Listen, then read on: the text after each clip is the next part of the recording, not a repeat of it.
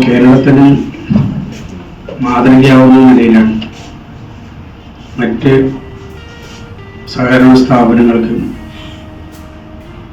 സ്വകാര്യ സ്ഥാപനങ്ങൾക്കും വ്യക്തികൾക്കും സന്നദ്ധ സംഘടനകൾക്കും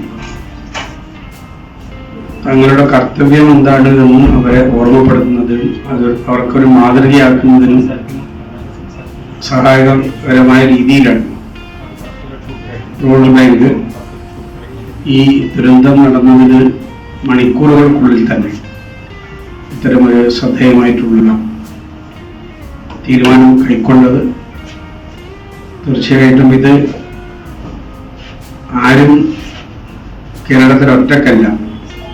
ഏത് വിഷമത്തിലും കേരളത്തെ ചേർത്ത് പിടിക്കുന്നതിന് കേരളമുണ്ട്, മലയാളികളുണ്ട്, ഇവിടുത്തെ സഹകരണ പ്രസ്ഥാനമുണ്ട് എന്നുള്ളത് ബോധ്യപ്പെടുത്തുന്നതാണ് റൂറൽ ബാങ്കിന്റെ ഈ ഒരു വലിയ തീരുമാനം. ആ തീരുമാനം കൈക്കൊണ്ടിട്ടുള്ള ഭരണസമിതി, അതിനോടൊപ്പം നിൽക്കുന്ന ജീവനക്കാര്, സഹകരണ വകുപ്പ്, അവരെല്ലാം ഹൃദയപൂർവ്വം നന്ദിപൂർവ്വം അവരോടെല്ലാമുള്ള കടപ്പാട് രേഖപ്പെടുത്തുന്നു. മുഖ്യമന്ത്രിയുടെ ദുരിതാശ്വാസ നിധി വഴിയാണ് എല്ലാ സഹായങ്ങളും.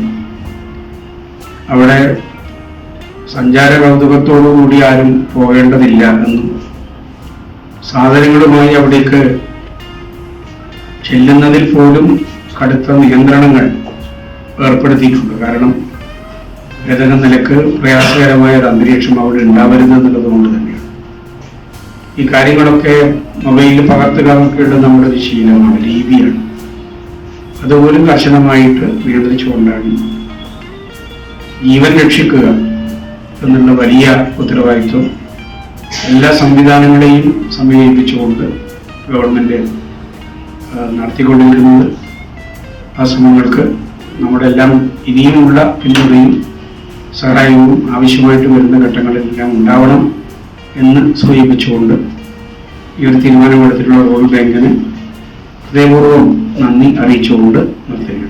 നമ്മുടെ റൂറൽ ബാങ്കിന്റെ ഒരു കൈത്താങ്ങ് എന്ന രീതിയിൽ ഇന്നലെ നമ്മൾ ആദ്യം ഭരണസമിതി യോഗത്തിൽ 1 ലക്ഷം രൂപയാണ് ആലോചിച്ചത്.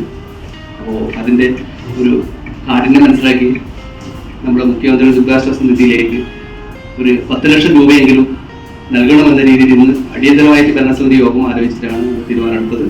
ജീവിതത്തിൽ അറിയാതൊരു സംഭവമാണ് ഇന്നലെ ഉണ്ടായത്. ആളപായം വന്നതിലാണ് ഞാൻ പറഞ്ഞത്. നേരത്തെ ഉരുൾപൊട്ടൽ ഉണ്ടായിരുന്നു, 99 വലിയ പ്രളയം ഉണ്ടായിരുന്നു, എല്ലാം ഉണ്ടായിരുന്നെങ്കിൽ പോലും ഒരു മഹാദുരന്തമാണ് ഇന്നലെ സംഭവിച്ചത്.